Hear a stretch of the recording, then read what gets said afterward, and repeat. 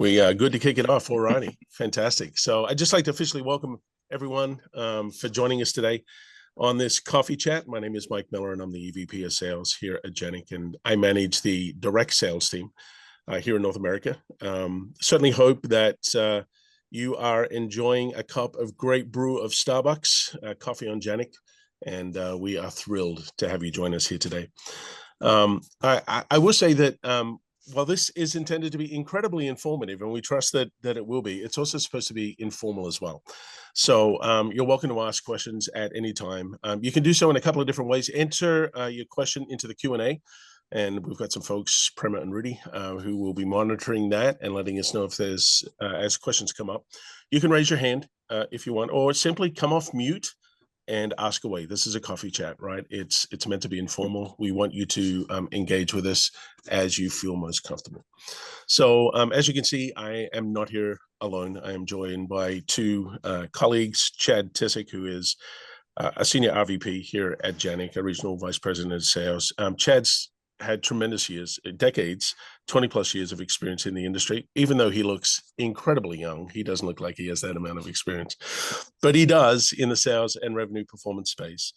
And Chad is what I would call an early adopter in terms of technology, and specifically AI, and has been invaluable here inside of Janek and across the sales organization. So he'll be able to speak to that experience. And then Greg Smith, who is joining us from, is it okay if it's London, UK, from Europe. Greg is a sales engineer. He's the product evangelist of Jenius that we're going to be talking about today. And Greg brings tremendous industry experience, both selling in his 20 plus years in this industry, but also building and designing sales tools and technology for both sellers and clients. And he's a great visionary, and he has a very strong point of view in this space. So fellas, welcome, and thanks for joining us here on this call today. So let me just set the stage. So this session is designed to explore how Jenius is used in real world selling environments, right? To reinforce skills and improve performance across your organization. And we've mentioned the name Jenius a couple of times. Let's talk about what it is to give you some context.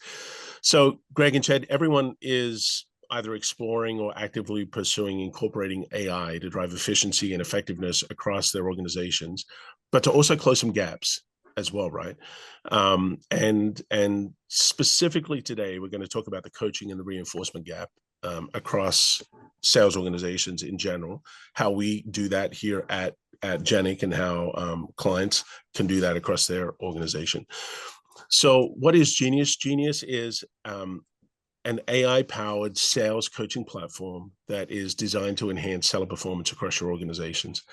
So you've got your traditional sales stack, your LMS, your other sales enablement platforms, your CRM system, right?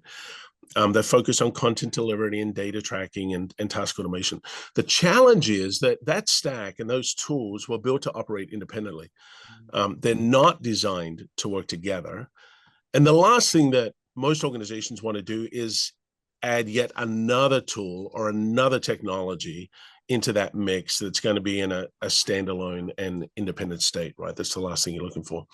What you do want is an orchestration layer, a tool that will amplify the value of your current investments by embedding reinforcement and practice and application and coaching and all of those things into a continuous learning environment directly into your daily workflows, so that you can drive consistent behavior change in live selling moments across your organization that ultimately is going to drive measurable outcomes for you. So that's what Jenius was built for, designed for, and that's what we're going to talk about today.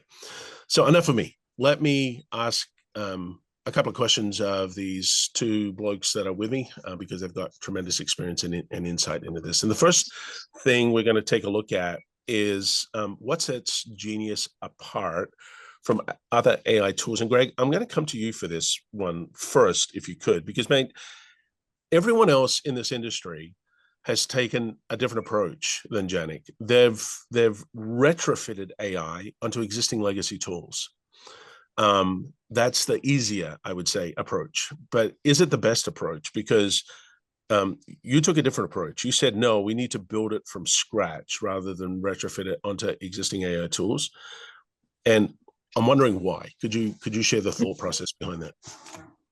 Yeah, absolutely. I mean, it's almost quite lucky that we're in our life cycle. We were able to begin this at the time that we did, with this whole AI boom that we've just been through. And with the OpenAI coming out, there was a sort of frenzy of running around to make sure we could put AI on the end of our existing product name, right? That's kind of what happened in the industry. And it was a lot of, layer on some Chat GPT on top of an existing LMS or LXP, or take one of those and build a wrapper on it. But I think we took our time and we're a bit more deliberate in the way we built this. And that's because, as an analogy, it's a bit like moving analog to digital, and trying to work with both. There's just such a paradigm shift with the way AI works and the way data is structured, right? We don't have the data silos of platforms gone past. And so everything we've done is truly AI native and AI forward. We try to use natural language in everything we do, and not just for the sake of doing it. We're putting the user first in everything, including the people who administer the Genius platform. So even like our tools, like a call planner, for example, and the old world way would be form filling. We've taken that kind of tabular structure to sales tools, and we've made them coaching experiences. They're agentic. They're triggered by what's going on in the user sales tech stack. They're informed by the intellectual property of Janek and our clients coming together to create something that's unique every single time. Even the way you might build an activity for your reps, like some sort of knowledge check, a quiz or something, you just tell the tool what you want it to build and it does it. The same on the back end. If you as the manager wanted to see how your sales team, including Chad here, are performing on a quiz or something, you just ask it. You ask it what insight you want to elicit. It's not the old world of dashboards and messing around with filters to try and find some insight. You just ask it the insight you want. And so it's been a lot of fun to bring that to life, and not be kind of hamstrung by having to build on top of a platform that's been around for 10, 20 years, and it's kind of old world, and trying to shoehorn this new world of AI into that. So it's been quite a privilege to be able to do that. But it's just in the philosophy of a design is so different. So I appreciate that perspective. I'm going to ask this question because I'm guessing that everyone on here is probably has it taken in the back of their mind anyway. So just as a follow-up to that, how is Genius different than ChatGPT? Why can't you just go out on the ChatGPT and do the same things that you're talking about? Why would you do it through Genius? Yeah, absolutely. And so this isn't a bash ChatGPT thing either, right? I mean, I've got it up on one of my monitors here. I use it every day. Sure. It's probably the best productivity tool we've seen. What I've struggled with salespeople is that if you've got two people who are on the same team and they're both in ChatGPT, they're essentially in the driving seat of teaching that. Every time they interact with it, they are teaching it. And it's very, somebody called it sycophantic, but it sort of always agrees with you. And if Chad and I are both salespeople and we're both working in ChatGPT in isolation, and we're doing things, even if they're connected to similar systems, the way we're messaging about our products and our solutions will slowly deviate, and then it becomes a bit exponential. It's a bit too Wild West.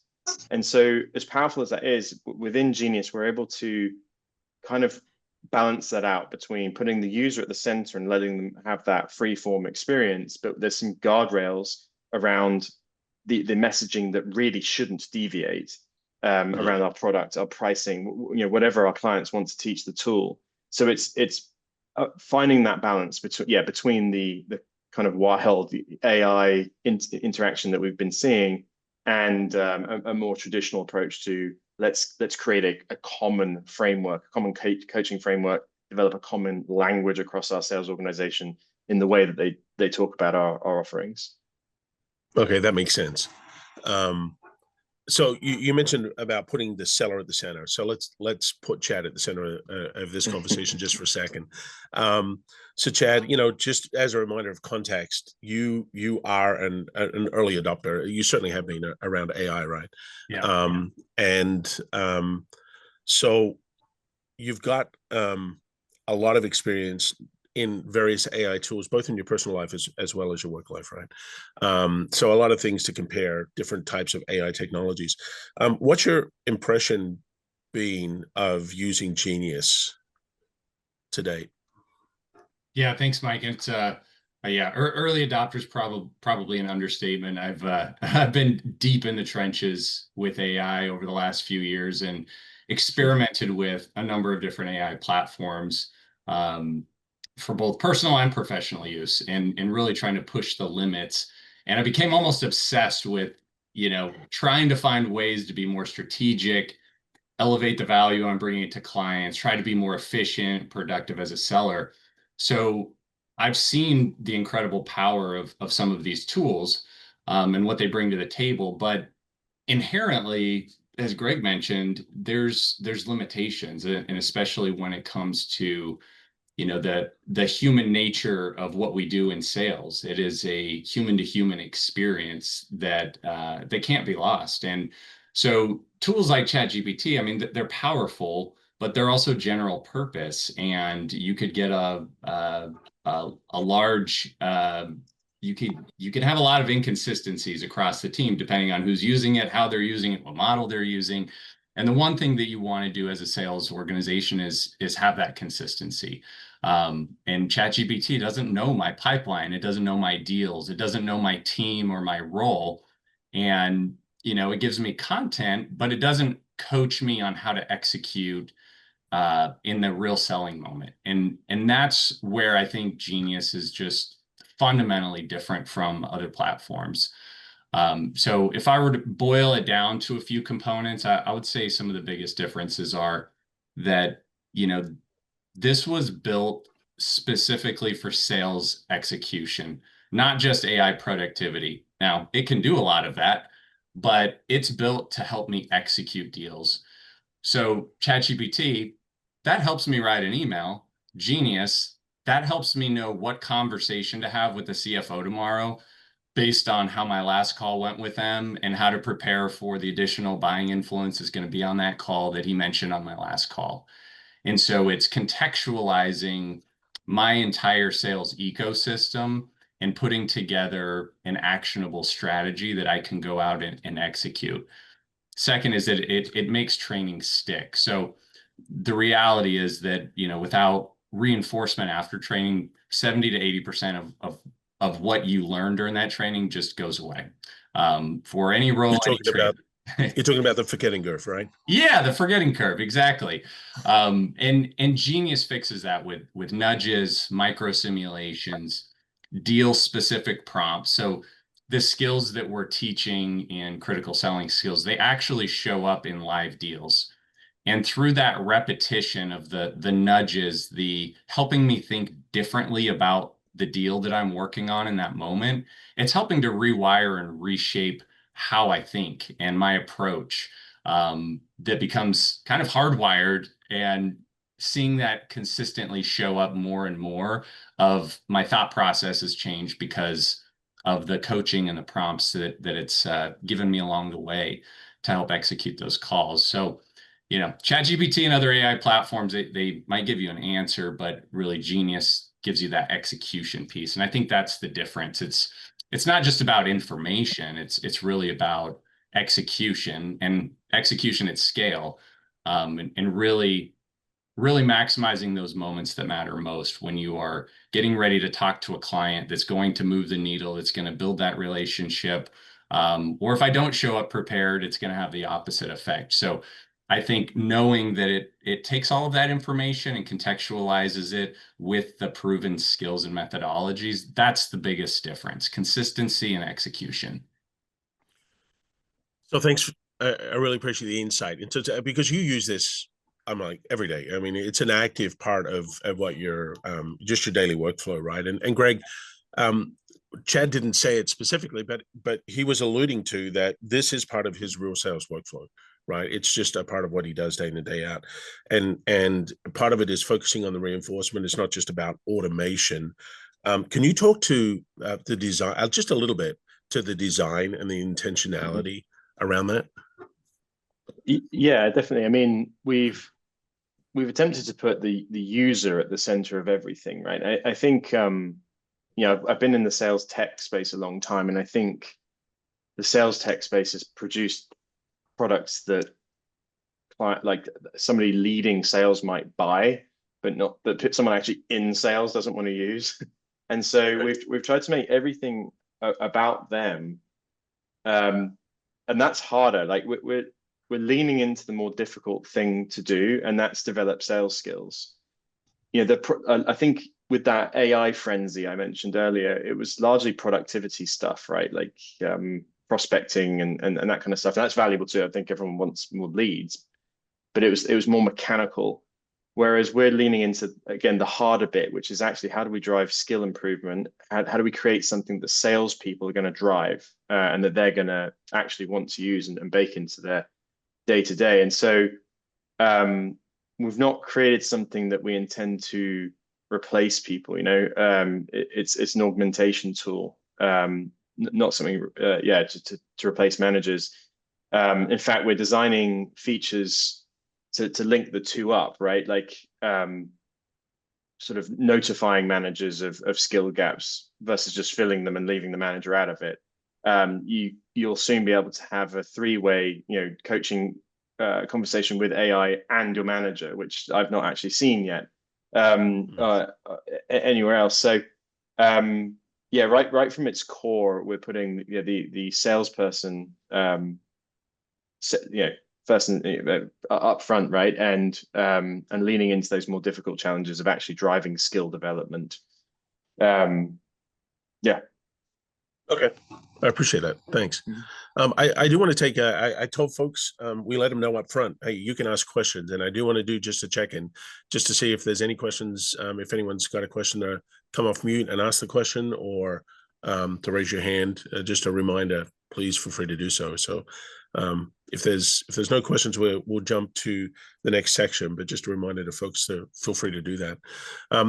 And I want to talk about what AI can do for it's not just about sales reps in the flow work, it's about sales leaders as well, and what AI can do for sales leaders. But so I'd love it, Chad, I'm going to direct this question to you, and just in terms of, can you share an example where Jenius surfaced a key insight that led to an improved deal outcome? And then I'm going to talk to, once you share that, I'm going to talk to how, as a manager, that's that type of experience has been able to help enable me to be a better manager and deliver better coaching. But if you could take a shot at that, I'd appreciate it. Yeah, absolutely, Mike. And I think there's so many examples. Every time I use it, I'm getting a new insight or sharpening my approach or strategy. But I can think of a specific one recently where I had a large strategic opportunity, and I was deep into the discovery stage, and had already met with the executive team. And I was meeting with two different sales leaders. One was the director of an SMB team. One was the head of their strategic accounts. And I had done my research, but and had a phone call, but the deal was starting to stall. And any sales organization, sales leader knows that time kills all deals. So I dropped the details of that call into Jenius, the transcript. And what it extracted was it found a gap or a blind spot that I had. I essentially was aligning to the organization's core goals, outcomes, revenue goals. But for those two sales leaders that I had spoken with, that I was having trouble getting back on the phone with, I really hadn't translated to what is the impact of this initiative on their specific teams, and what does that mean to them personally and in their specific business unit. And so Jenius actually helped serve up and help me reframe my questions, taking from critical selling skills, the critical areas of focus, to uncover what was the deeper financial and operational implications for those two leaders.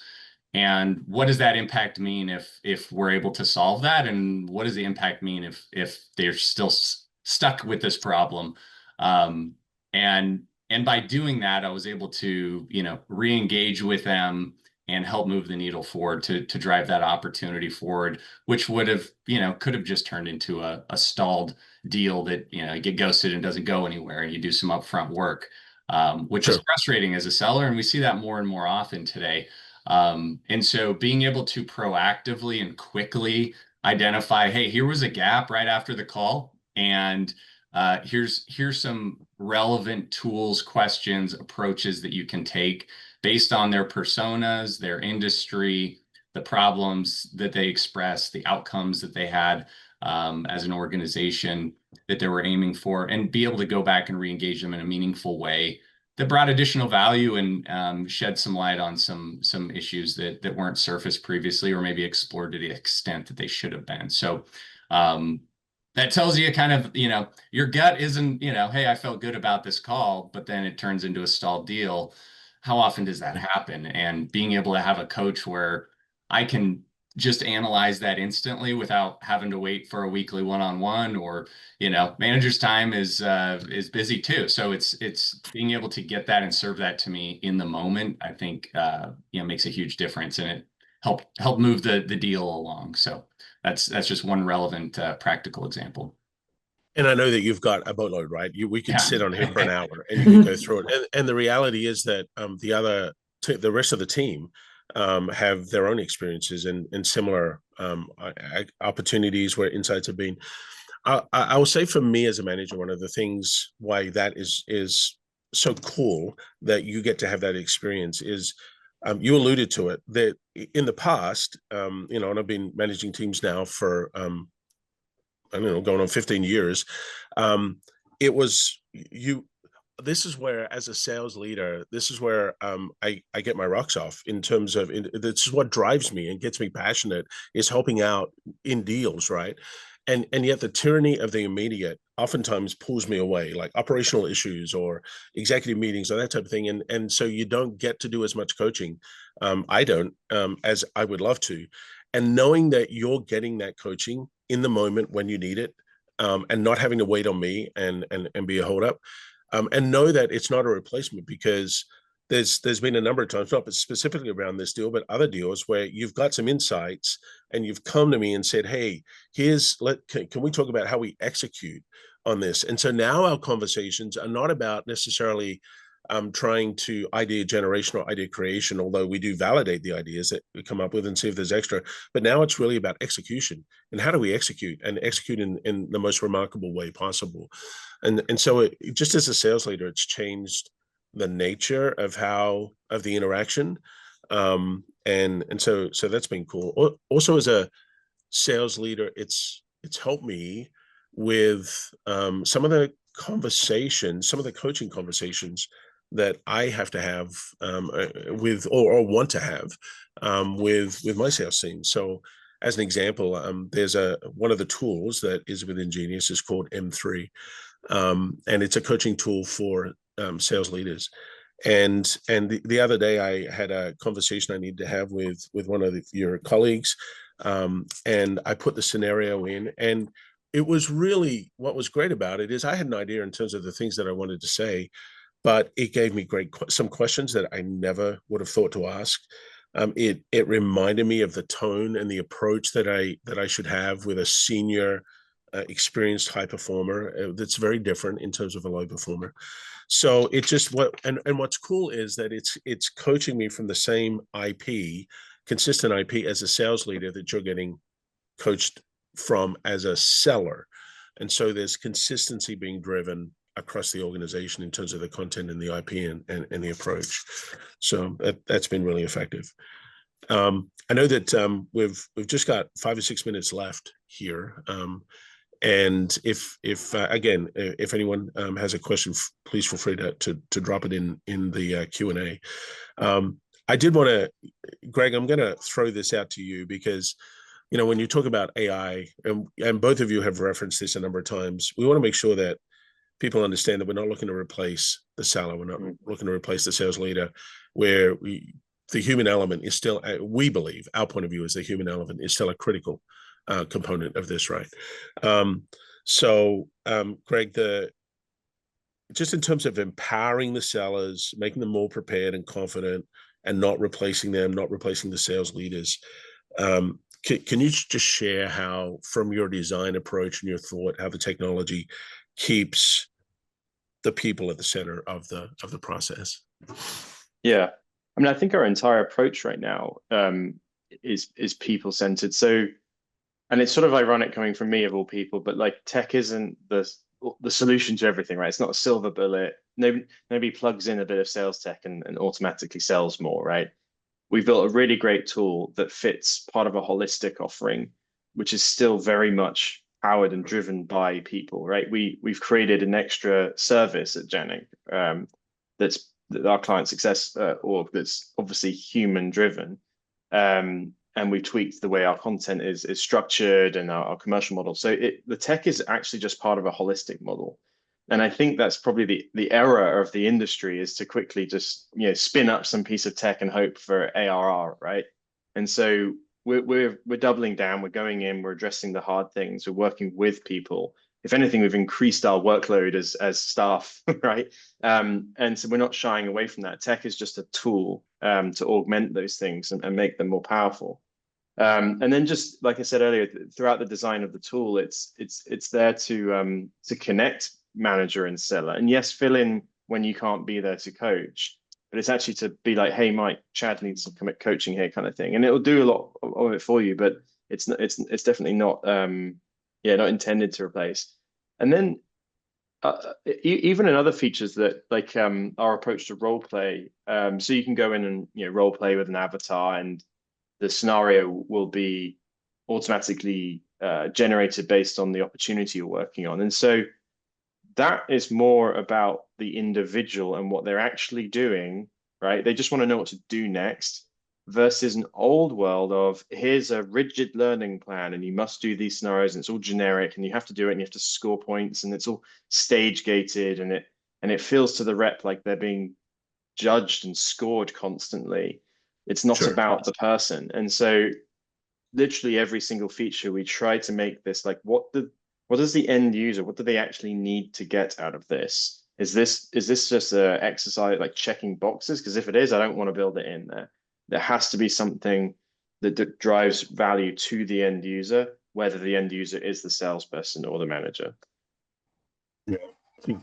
Well, I think it's so thanks for sharing that. It's a great perspective. And it's not just a big idea. It's what's actually driving your design ideas and where we put focus and plant a flag, right? Yeah. So Chad, I'm going to give you the last word on this in the last minute or two that we have here. We were talking about keeping the human at the center of this.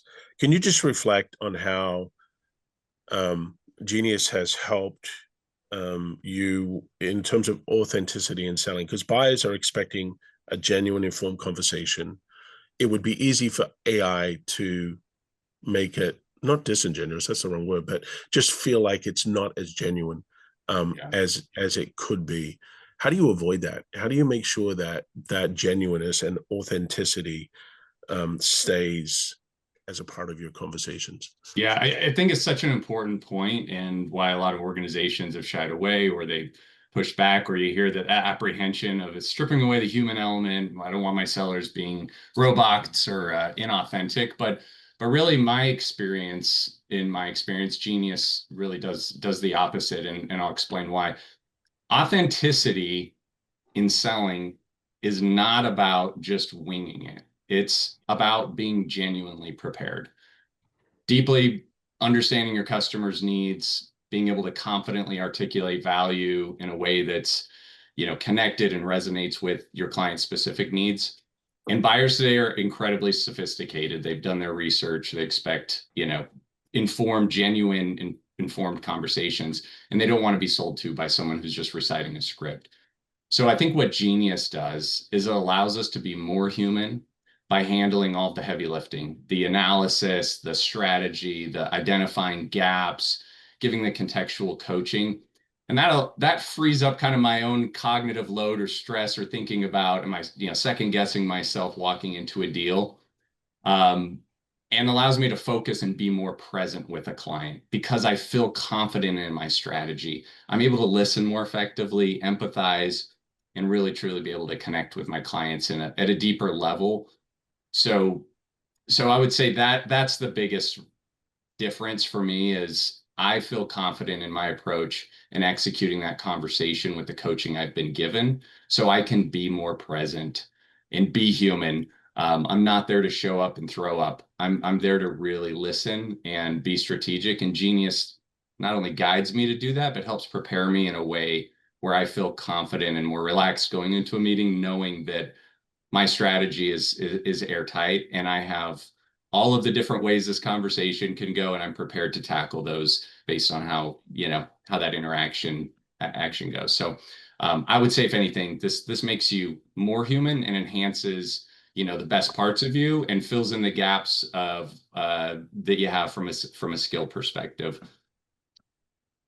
So I'm just going to drop the mic right there. And great place to end. I love your comments around authenticity. There's a bumper sticker there I want to capture. I appreciate that a ton. So we promised folks that it was going to be a 30-minute coffee chat. And while I didn't have a cup of coffee, I did have a cup of tea here. We want to honor folks' investment in time. For all of you who have joined us, you've been incredibly kind and generous and haven't thrown out the tough questions to us. We absolutely want to give you the opportunity to do that after this event. So we trust that you found this informative, that it's helped cast a vision of how you can incorporate AI. We would love it to be specifically Jenius into your organization in an incredibly effective way to drive sales performance across your organization, to be able to take advantage of the technology that you have and use Jenius as an orchestration layer to serve up all of that rich data and information to your sellers in process, in workflow, in live deals. And we'd love to have more conversations with you about that. So please feel free to reach out to us, and you can ask us the tough questions when we have those one-on-one conversations, which we'd love to do. So I'd just like to thank in the background, Prema and our marketing team in the background who have helped support us on this. Chad, Greg, thanks so much for your insights and for your experience, sharing your thoughts. To all of our customers who have joined us, thank you very much for taking valuable time out of your day. And we look forward to extending the conversation with you beyond this 30 minutes. Folks, thanks, and have a ripper of a day.